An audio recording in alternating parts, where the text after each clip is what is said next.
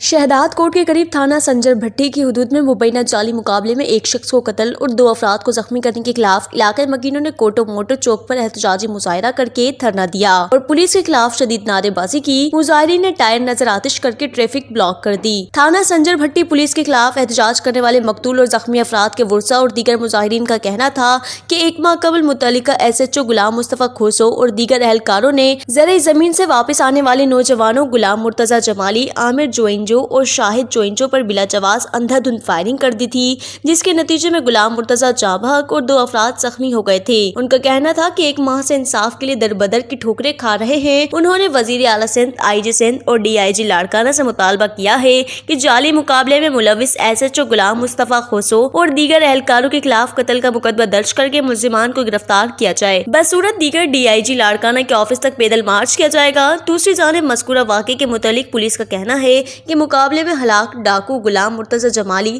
اور زخمی دونوں ڈاکو جرائم پیشہ ہیں، جو کہ پولیس کی جوابی فائرنگ میں ہلاک و زخمی ہوئے تھے۔ وش نیوز شہداد کوٹ۔